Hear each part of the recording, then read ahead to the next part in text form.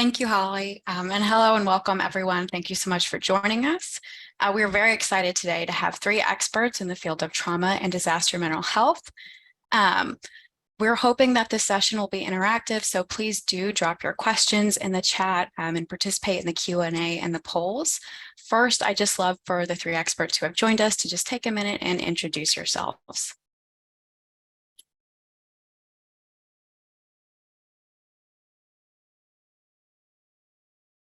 Dana, are you going first? I can't remember. I'll go first. Okay. All right, everyone. I'm Dana Garfin, and I am a professor of community health sciences in the Fielding School of Public Health at UCLA. And my expertise is in disasters and trauma, with a particular emphasis in large-scale events such as hurricanes, wildfires, terrorist attacks, COVID, so climate change fits right into that, as well as how more small-scale community-based interventions can help alleviate the mental health consequences of exposure to these events. Hi, everyone. My name is Betty Lai. I'm an associate professor in counseling psychology at Boston College, and my expertise is in child disaster mental health. So understanding how disasters, like as Dana mentioned, hurricanes and wildfires and flooding affect children. I've been working with children for over 20 years, 21 years now. I first started as a middle school math and science teacher, and since then I trained as a child psychologist, and I have the privilege of training psychologists, school counselors, and mental health counselors in my work as a faculty member. Thank you all for joining us. All right. Hi, everyone. My name is Sarah Lowe. I am an associate professor of social and behavioral sciences at Yale School of Public Health with secondary appointments in psychiatry and nursing. I am a clinical psychologist and psychiatric epidemiologist by training. Thank you all for coming. It's great to see a crowd and to be here with Marley and Betty and Dana. And yeah, my expertise is broadly on trauma and mental health, with a specific focus on long-term responses to collective trauma, such as climate change related disasters. So as Marley alluded to, we really want this session to be as interactive and collaborative as possible. We know you have experiences and insights, and we'd love to tap into those. So to start us off, we have two things. The first is a poll, which I'm going to launch. And basically, I see we have around 80 participants. We would love to know who is here on the Zoom.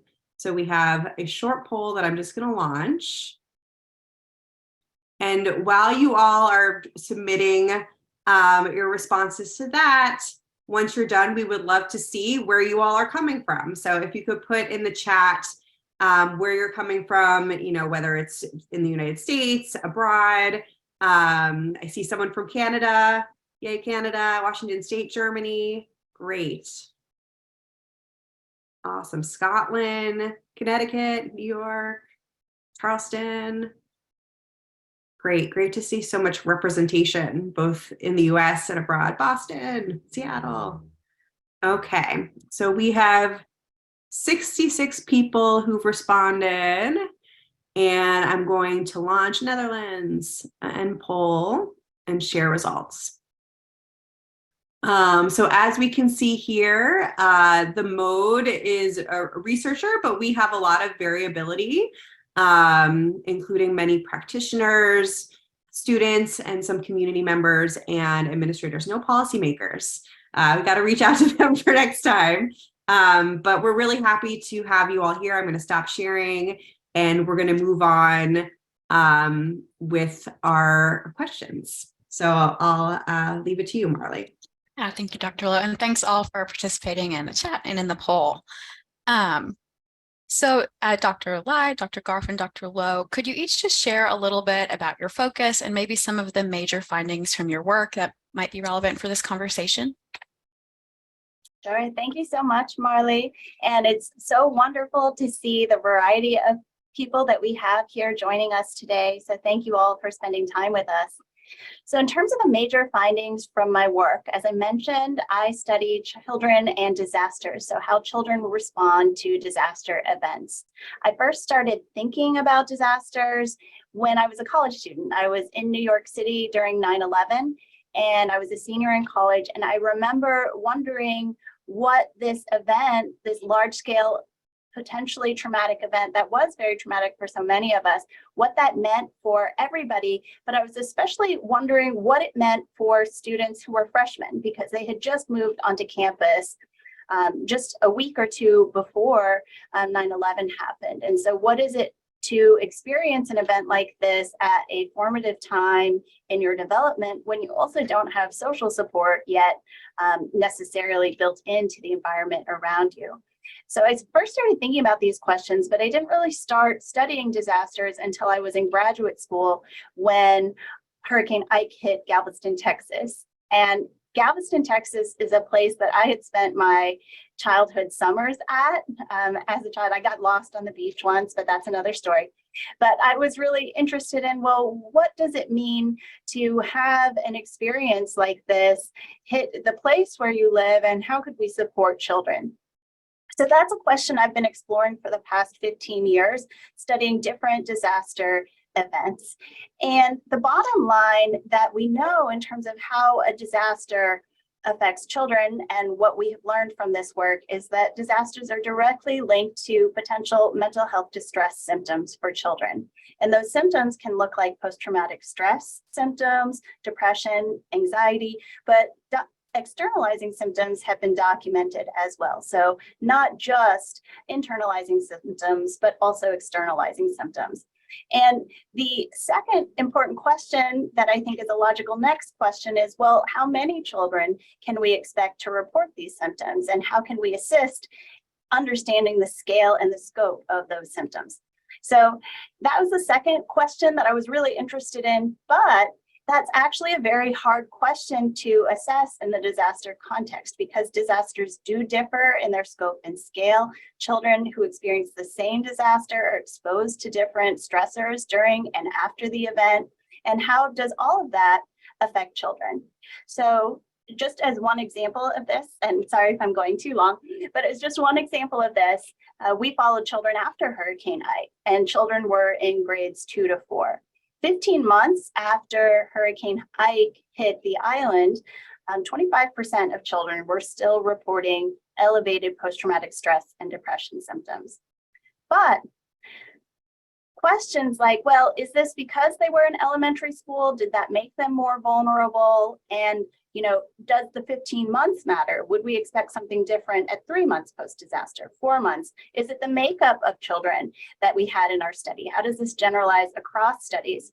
So we tried to address this question actually by a study that Ferris Tuma, who is on this call, he funded. He was my program officer for this study. We created a repository of children's responses to different disaster events.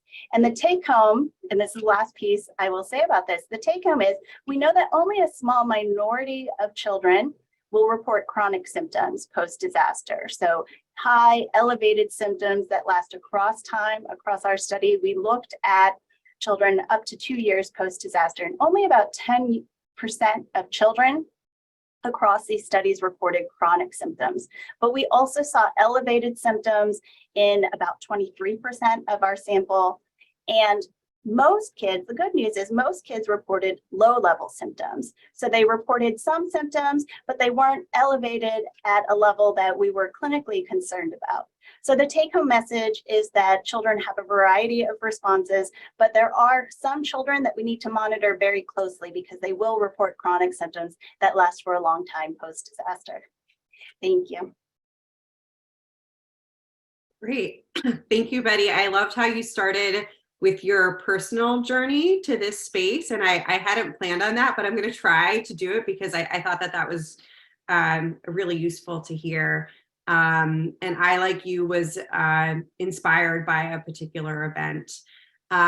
So I, in my undergraduate training, majored in psychology, but as I was toward the end of it, I wanted to do something that looked more broadly at society and policy.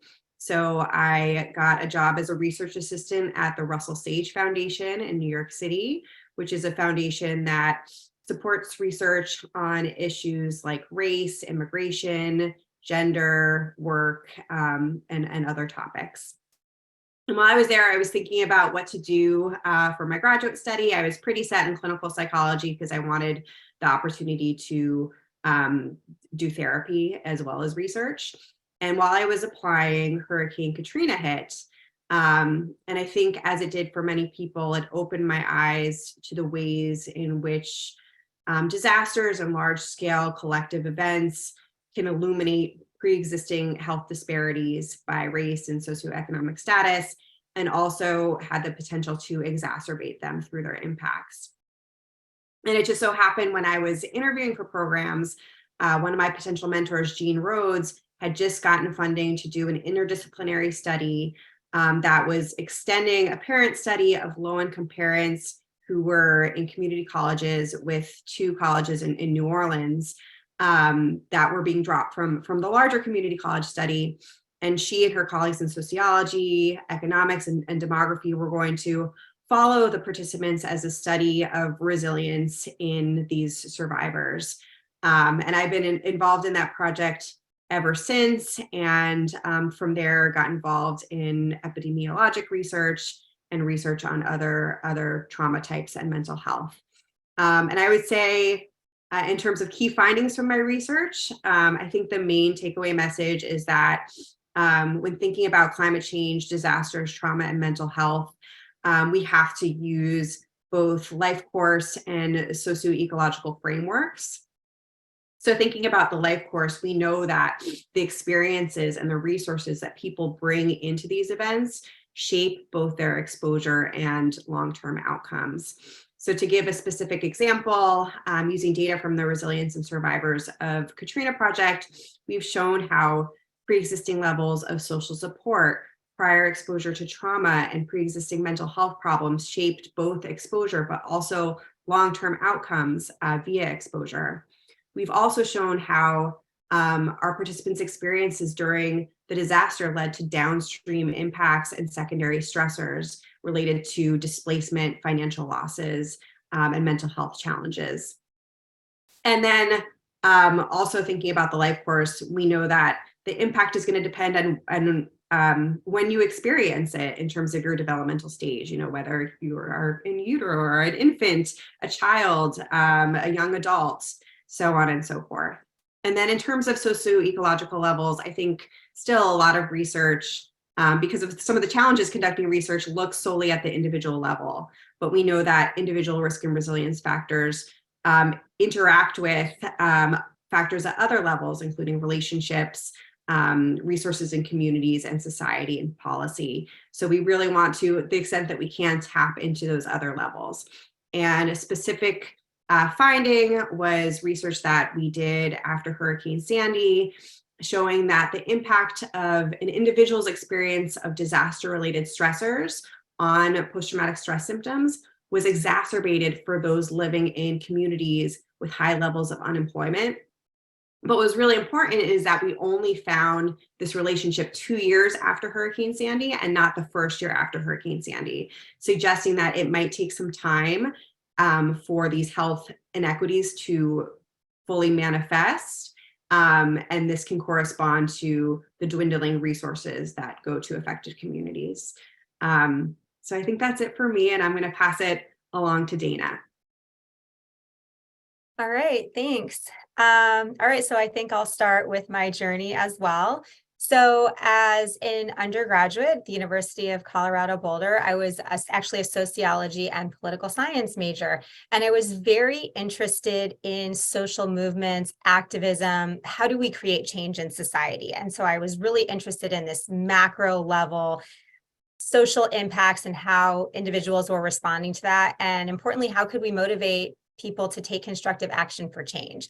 And then after college, I became much more interested in psychology because I realized that if people weren't functioning well, they weren't going to be able to do anything. And so we needed to help people deal with these stressors if we were going to be able to create any change in society at all.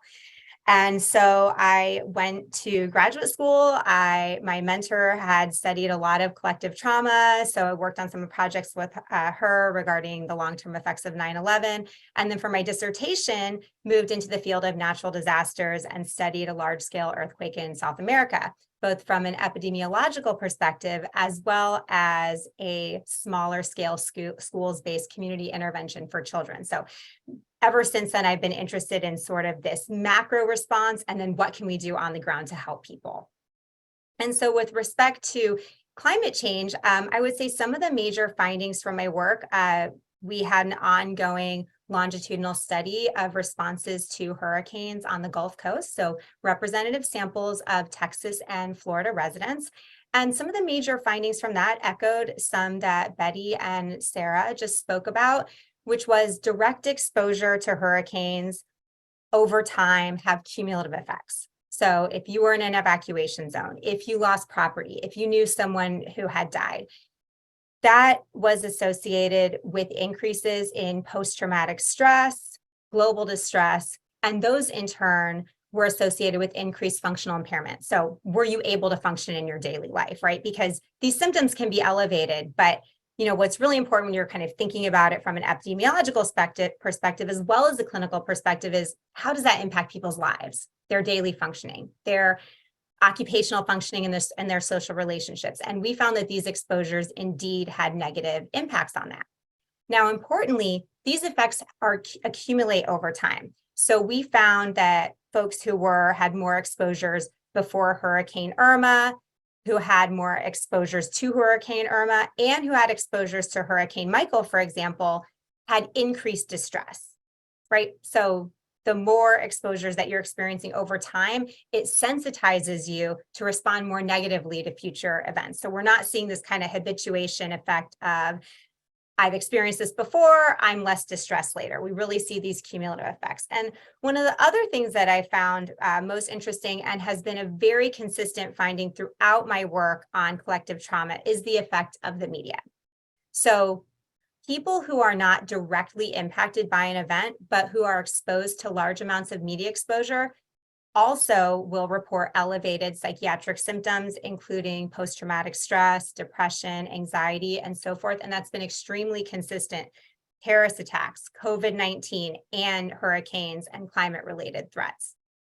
So I think the takeaway from that, for clinicians, practitioners is there's not one exposure necessarily that can trigger a response. And in fact, people can have many different kinds of exposures that can trigger many different kinds of response. I think it's important to be sensitive to that.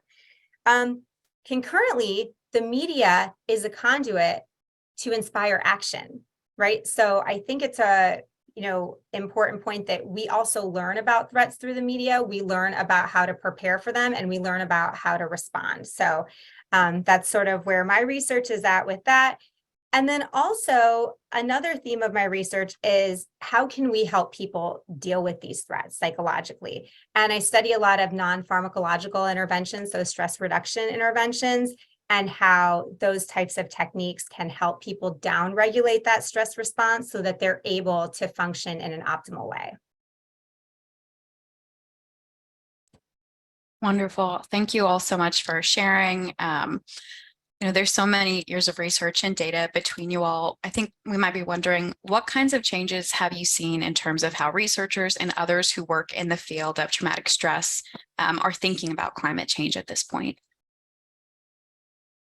Great, thank you, Marley. And for this question, we really want to hear from you all too. So with the acknowledgement that it can be hard to listen, think, and write at the same time, we'd love it if folks would chime in via the chat, changes they've seen and how people are thinking about climate change, trauma, and mental health. And we'd love to draw on your insights too. But I can say for me, some of the changes I've seen is first off, there's just so much more interest in this. And I've recognized this in students reaching out and wanting to do this type of work. In the psychology and traumatic stress worlds, I've seen symposium panels on climate change, and that seems very new. And also across disciplines. So not just folks from psychology and traumatic stress, but people in environmental health sciences, health geography, sociology, other fields. I would say another change I've seen is an expanded focus from disasters. So a lot of the seminal work was on these large scale sort of single incidents events that had rippling impacts. Whereas now I'm seeing a lot more people thinking about more gradual and slow creeping or chronic changes, like increases in heat, in changes to ecosystems, things of that nature, as well as attention to the more broad sweeping climate change related anxiety or ecological grief. So the more general emotions that people are feeling. And then I've seen people, at least in their thinking, considering the other types of traumatic events that could stem from climate change and disasters, such as the impacts that climate migration might have on incidences of civil conflict and violence, and interpersonal violence, the ways in which climate change could alter the transmissibility of infectious diseases, so on and so forth. So I think those are the three for me, like interest, expanded focus, and other trauma connections. Yeah, and I'm seeing someone in the chat, people being more present with themselves and others. Yeah, I mean, I think that is something that also came out of the COVID pandemic, just people trying to be in the moment, mindful, related to climate change and their full lives.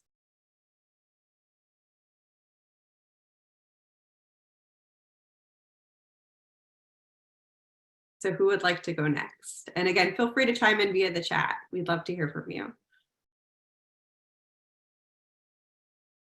I'll go next.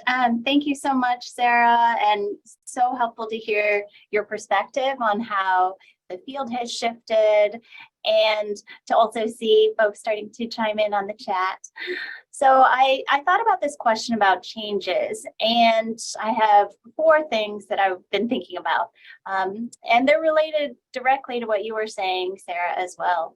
So first, the acknowledgement that climate change is real. So the conversation isn't starting at the same place that it used to. There are definitely still climate change deniers, but as many major news outlets have come out and said, that they're not engaging in those conversations anymore.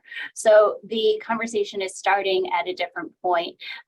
You know, as the editorial board of the New York Times said, you know, climate change is not negotiable. It's real. The science is strong. So that was my first point, that the conversations are starting at a different place than they used to. 2, the fact that disasters are not rare occurrences. We keep seeing examples in the news. In the US in 2022 alone, there were 90 declared disaster events, and 18 of those were billion-dollar disasters. And this term means that these disasters caused over $1 billion in damages. So there were 18 in the US last year alone. Then the third point that I've been thinking about is there's a clear focus on children in disaster work. I'm from Massachusetts, and Senator Markey, I heard him comment recently that, you know, children are 20% of our population, but they're 100% of our future.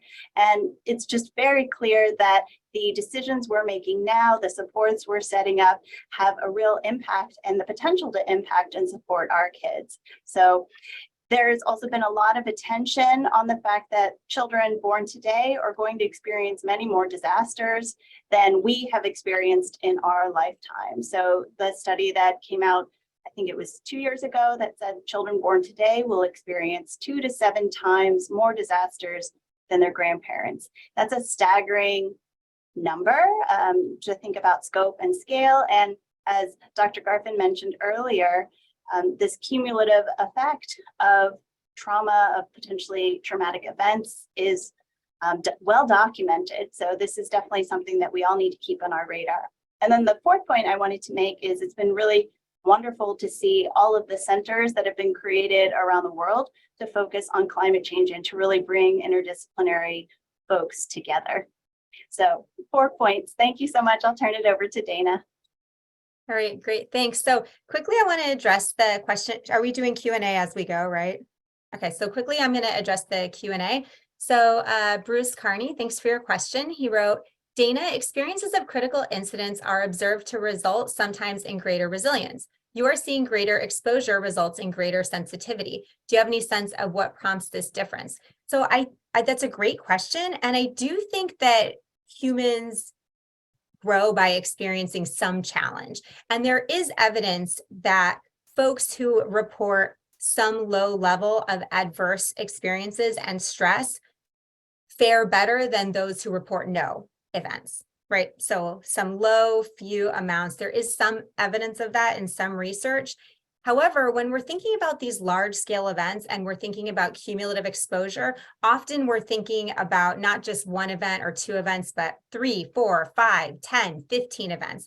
So as those events increase over time, we do see that sort of often linear relationship with distress response. So we're not starting from, you know, 1 or 2 necessarily compared to 0, but kind of this incremental increase in events is often associated with these incremental increases in distress responses. So not that we don't have challenge in life, and in fact, I really think it's important that we kind of normalize that stress response to challenge so that we can teach people how to capitalize on that and adapt and change and grow even in the face of adversity, because stress is going to happen, you know, particularly in this environment that we're living in. I mean, really in any environment, we just don't live perfect lives. It's the reality of the situation. So I think that that's a really good point, that, you know, we don't want to say that any challenge is going to result in a crisis, but rather teach people how to adapt and respond so that they can maintain functioning in the face of adversity. So great question.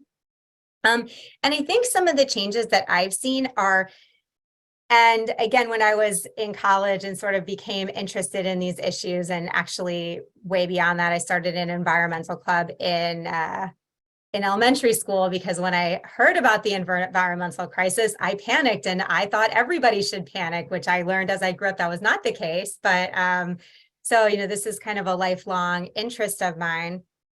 But unfortunately, you know, as we are seeing these direct effects of the climate crisis, we have an opportunity to make those connections between those exposures and the climate crisis, right? So people who are maybe, you know, climate deniers are a little hesitant to say that climate change is due to human impacts.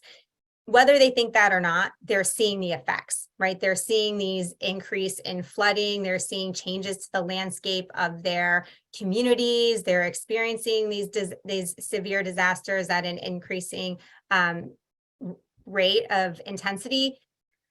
And so that's an opportunity for us to make those communications to people, right? So if they're connecting these negative experiences to the climate crisis, you know, that leads an opportunity for us to, of course, address the mental health impacts, but as well as communicate to people that there's an opportunity for mitigation and adaptation, and really bring people in, you know, no matter what their political perspective is, you know, because they're seeing it in their own lives. And so in as much as that creates a challenge for us in terms of addressing mental health consequences, it can also create an opportunity for risk communications to inspire positive action.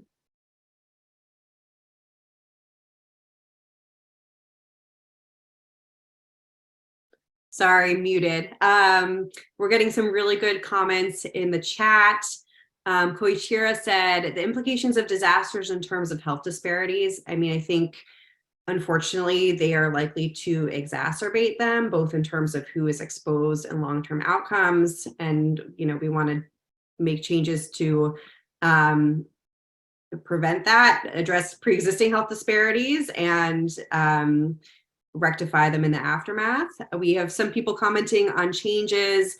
Yes, people being conscious of utilizing other options, biking less plastic packaging. I've definitely seen that. Events where, you know, folks are required to bring their own plates and cups and things like that.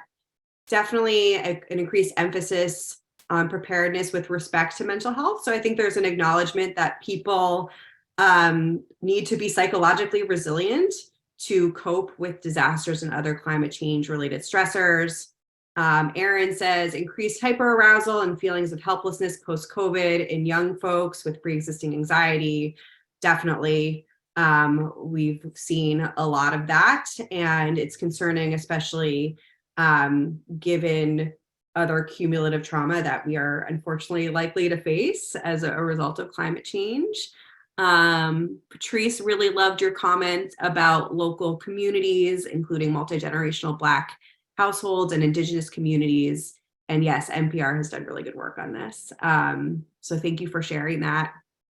And Rachel, thank you for posting the link to the Global Psychotrauma interest group. So yeah, I would encourage folks to look at that as well. So again, thank you for your engagement. Keep posting in the chat. It's really great to see. Okay, and Ferris has a great question. Do you all want to go to our poll for where the conversation should go to next? Okay, so we are prepared to talk about a variety of things, but we wanted to put it out there to you all to see what you are most interested in discussing today. And I think our options touch upon questions that Ferris and others have raised. So I'm going to launch that poll. So we have, what topics would you like to discuss? Preparedness, response, or research?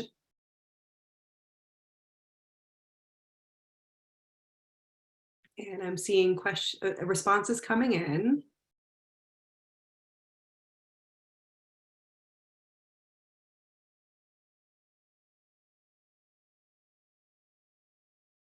All right. Okay. I am going to end the poll and share results. So we have a pretty even split between response and research. So I think we can prioritize those two with the acknowledgement that all of these are very much intertwined. And so I think a big part of response is preparedness and vice versa. So I'm going to stop sharing. And Marley, you can pose the question to us that, again, she is going to post in the chat because we would love to hear your thoughts. Yeah, so let's start with thinking about research, I think. And maybe just, again, broadly to start, like, what have we learned so far and where do we feel like we're going right currently?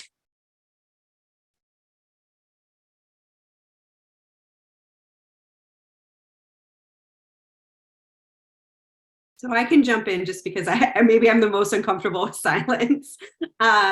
I mean, I think there are some key gaps and directions that I've been observing. The first is there's a really clear geographic gap. We know that the global South is going to bear the worst consequences of climate change, despite contributing to climate change the least. And I think looking at the research, there is such limited research in Africa, in parts of South America and Asia. And I think there is a push towards expanding global research on climate change and trauma and mental health. I think another place where I see the field going is more community-based participatory research and empowering community members to lead and carry out their own studies in a sustainable way, including integrating Indigenous methodologies.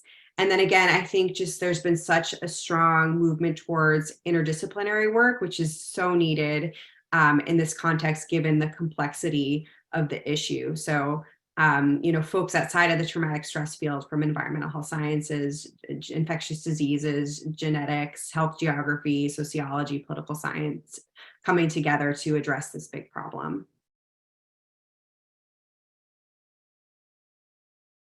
Thank you, Dr. Lowe, and I'm equally uncomfortable with silence. I'll jump in next.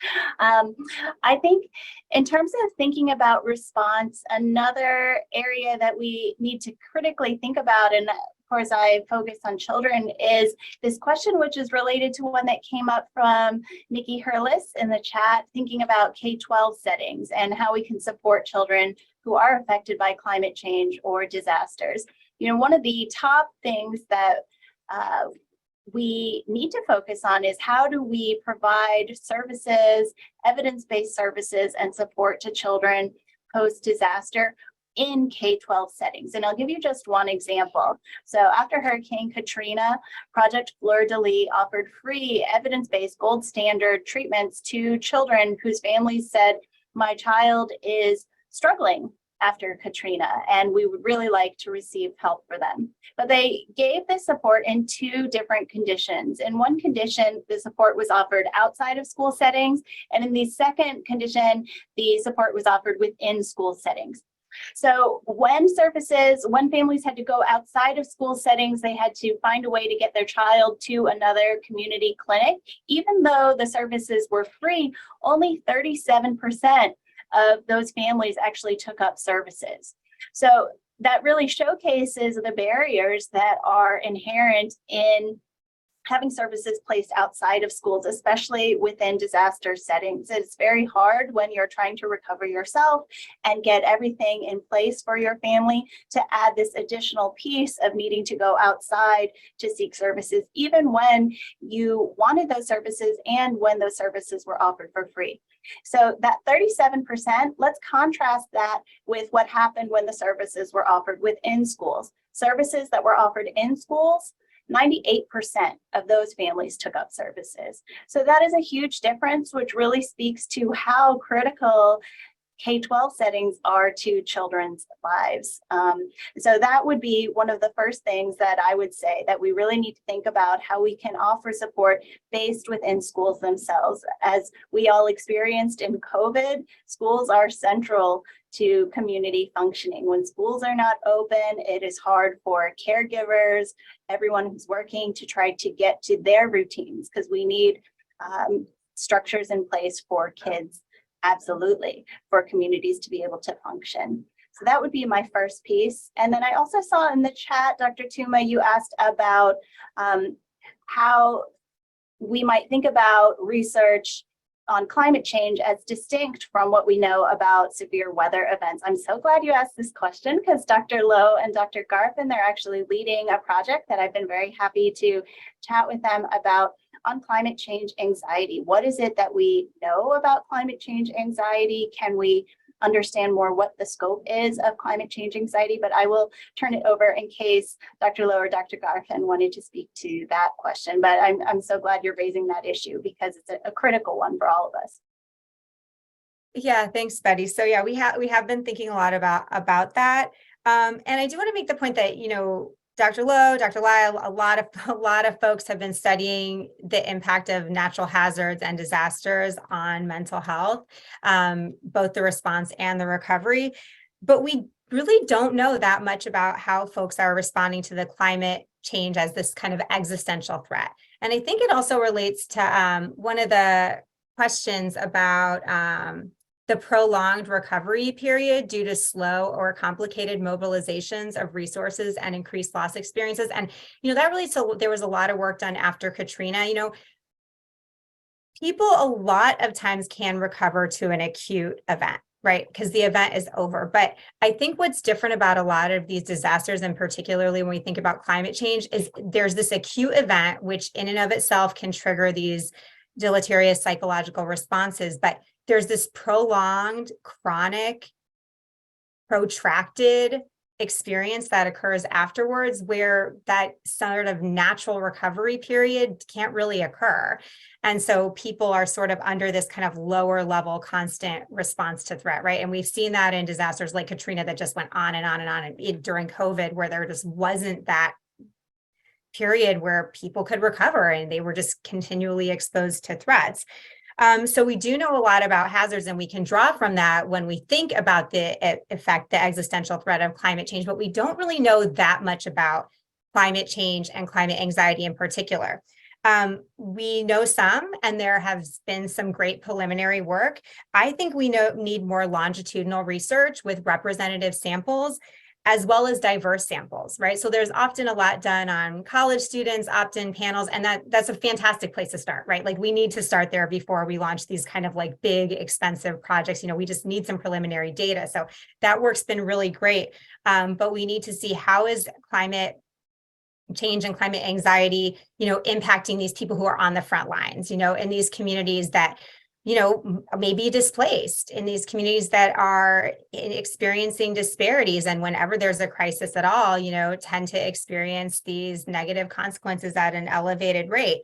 And from this preliminary data, we've also seen that children and young people are experiencing this elevated anxiety, this elevated worry, elevated, climate anxiety for, like Betty was saying, potentially because they're worried about their future, they're more knowledgeable. We don't necessarily know all those reasons, but I think that that's definitely where the field is heading and should head. And then finally, what interventions are best to help people downregulate that stress response so that they can take that constructive action? And, Joshua Gordon was writing in recent, and he's the director of the National Institute of Mental Health. And, he was saying that, one thing that we need to do in the field, we have these great interventions that we know work, but we don't always know when they work and best for who. And so I think that we can take some of this, rigorous research from the field of traumatic stress and learn how to apply it in diverse settings and, for diverse experiences, including the threat of climate change. Yeah, and I will also say, in addition to climate change related anxiety and eco-anxiety and sort of those broad sweeping emotions that many people are reporting feeling, I think another direction is looking at the more chronic, slow creeping climate change indicators. And I think that is really presents some challenges as opposed to a disaster where there's a concrete event and established ways to assess exposure. I think from what I've seen in the literature, and I've been working with Christy Dankla at Harvard and Kate Burrows, who's at Brown, on a systematic review of this, is that people are using large scale data sets that are longitudinal to look at gradual changes over time and their impact. So drawing on pre-existing data sources and using like time spatial models. And then some really great qualitative work. For example, Ashley Consola's work in Nunavut in Canada with the Indigenous people there about their experiences with melting sea ice and other ecological changes. I also saw a question about the Pacific Islands and in Asia Pacific. I know some really great research by Elizabeth Frankenberg and colleagues after the tsunami. As well, Kate Burrows did a study in Malaysia after the landslides that was qualitative. I think in general, we have to start thinking beyond individual interventions, like one-on-one therapy sessions, to more community and group-based interventions that harness the strengths of collective cultures.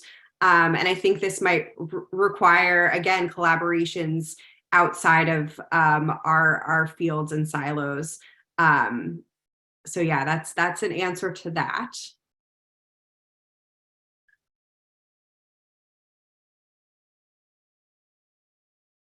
Let's see.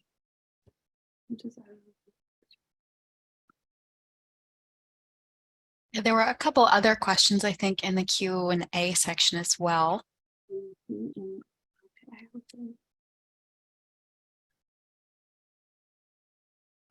Kelly, I see your question about children who are concerned about future events. And this is a great question because you were mentioning that you're in a community that doesn't often experience natural disasters, but it is a common worry. And yes, so absolutely. One of the things that we know about disasters, for example, is that children who had pre-existing pre-disaster anxiety or worries are also more likely to experience distress after disaster events. But also, to your point, a lot of the prevention work that we can do in communities is to help children cope with thinking about future events or learn coping skills and social emotional skills to cope with future events. So this is actually one of my closing comments, so I'll preload it. That one of the things that I really believe we need to invest in the United States, at least, is school counseling. So when you think about who is the professional in the school building who is trained to support and teach children coping skills and social emotional skills. Well, school counselors receive a lot of training in this, and they know how to both refer children out to more intense interventions, but also how to work with classroom teachers on these types of skills. And I know as a former middle school teacher, mental health was not part of my training. It was the reason why I went back to become a child psychologist, that I saw, as Dana mentioned, when people are struggling, it's really hard to function.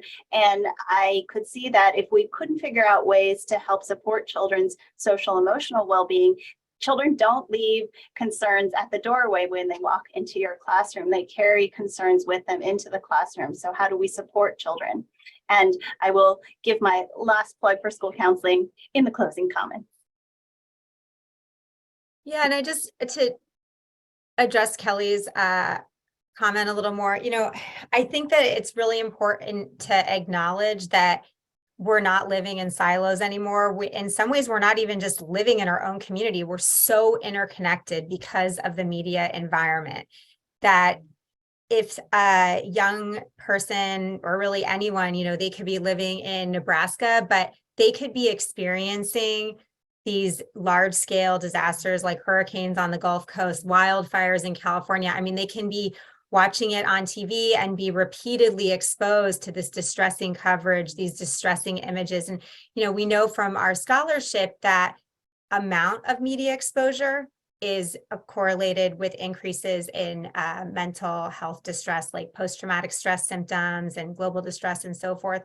So, not just that knowing about something, I mean, that's fine. The low levels, we don't really see that much of a difference. But when we see this repeated exposure, these high levels of media exposure, as well as more exposure to graphic images, right? So this large scale destruction, dead bodies, anything with like blood and death. And, whenever, little young people and children, they can see that very easily. And so in some ways, even though they might seem very removed for it, cognitively and emotionally, they feel quite close to it. And so, I think that that's really important to acknowledge, as parents, as educators, and as mental health professionals.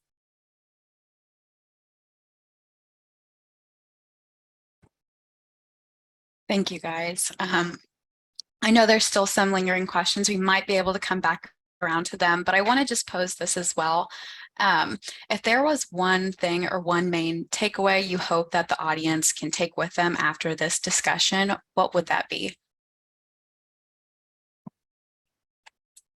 So I'm happy to start. I think we know that this is a very complex issue, and complex issues require all hands on deck approaches. So moving forward, we need to think cross-disciplinary, cross-sector, and really collaborate with each other and with communities. I wanted to address Teresa's question about whether the interventions we have been tested in sub-Saharan Africa. I don't know of any research that has, but I think that would be a really great direction for future research and would fill one of the key gaps that I identified. I mean, I think psychological first aid is a great candidate to begin with, but there might be others that address more emergent and chronic symptoms too. So yeah, I would love to see the research going in that direction.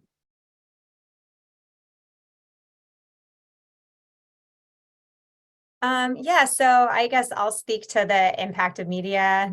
Researched a lot about that. I've been talking about that today, but I would like us to find ways that we can stay informed and that we can inform others in a way that minimizes psychological distress and inspires positive action, because we do all need to come together and take action both in our individual lives and our lifestyle choices, as well as come together, collectively for civic engagement and political change. So I think that that's really important. And that happens through communications that occur largely, like, of course, in our interpersonal lives, but, through the media. And, so that's really important. But how can we do that in a way that does not trigger distress responses? So I think that's an area that's ripe for future research. And I plan to go there in my research, and I encourage other people to explore that issue as well. Oh, and, one other thing is that, we do talk a lot about, kind of mental health challenges. And of course, we want to minimize distress, but, some low levels of anxiety are motivating. And, COVID's a great example. If we were not at all worried about COVID, we wouldn't wear a mask. We wouldn't have socially distanced. We wouldn't have gotten a vaccine. So, we don't want to be so panicked that we see those kind of increased distress responses that we saw during COVID. But, we do want to be able to harness some of that adaptive anxiety into motivation for change. Thank you, Dr. Garfin. And, I saw in the chat a question too about should we be focusing on how people respond, or should we be focusing on access and continuum of care? And I think that it is, unfortunately, this is, of course, a researcher's answer, but it's both and. Because in thinking about responses, one of the things that we need to be able to document is what is the scale, what is the scope, how do we make a case for what is needed in terms of funding? But then in terms of access and response, absolutely. We definitely don't know enough about how to increase access. And already when we think about mental health, we know that most people, most youth don't receive treatment for mental health issues, despite the fact that mental health distress in childhood is a great predictor of adult distress. So how do we increase access, and how do we test what services work? Well, one of the things that I already previewed what I was about to say, but one of the ways that we really have to think about this issue is thinking about school counseling, for example, because the American School Counseling Association recommends that school counselors have a caseload of 250 students for every school counselor, so 250 to 1. But only 2 states meet that ratio in the United States, New Hampshire and Vermont. So we are massively underserving children in our country. There are 8 million children in the US who have access to no school counselors. And again, having been a classroom teacher myself, I know that teachers are not prepared to address these issues. And in post-disaster environments, or even thinking about anxieties that people have for the future, how do we support children in navigating these issues that we know they'll face? All of us in our lifetimes, unfortunately, the best case scenario, we will all face adversity. If we're lucky to live long enough, we will encounter adversity. So how do we support children in facing that adversity? And I do believe that one piece of this is supporting school counselors and school social workers and other professionals in the building who can address these issues that children will face and help support them and their families.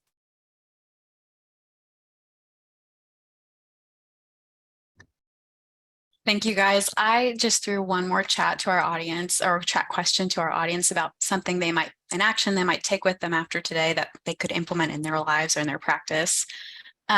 We have just a couple minutes left, and I noticed that we do have a pretty big percentage of students in our audience today. I was wondering if you all just might really briefly talk about recommendations you might have for grad students who are interested in doing this kind of work now or in the future.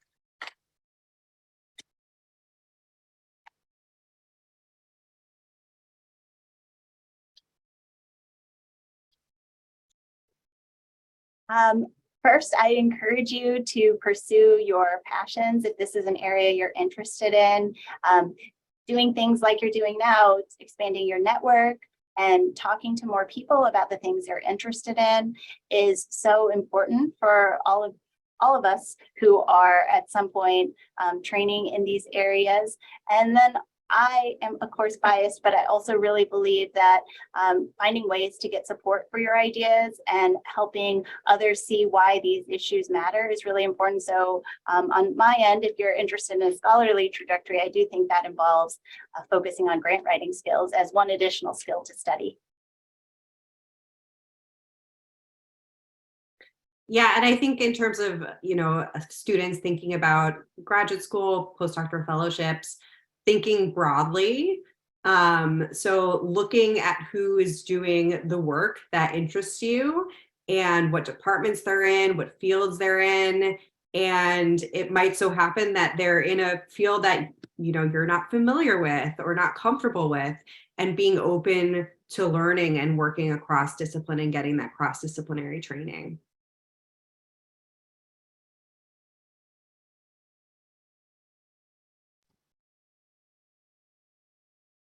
And then also I would say feeling empowered to reach out to researchers. Folks are busy, they might not have time to respond, but many people do, and there might be opportunities to get involved in work that matters to you. Yeah, and I would just say, you know, every little bit helps. So if you're helping by doing research, if you're helping by making lifestyle choices, if you're helping by even just talking about these issues with your loved ones, with your family, you know, reaching out to policymakers, you know, none of us can do everything, but all of us can do something. Yeah, and I think this is a problem that obviously requires systemic changes and changes from the top, but that doesn't mean that like individual drops in the bucket don't matter. So we were hoping to leave you all with a brainstorming activity of, you know, one thing you could do today or in the near future to address climate change related trauma. And I know for me, one thing I was going to do is I am mulling over whether to take a trip that involves air travel, and I decided I'm not going to do it.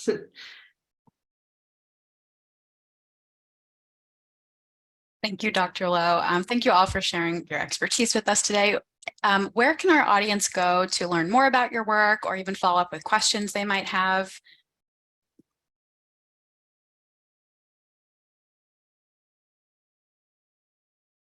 Anyone is welcome to email me. I'm at sarah.lowe@yale.edu. You can find me on Twitter or Google via my department website.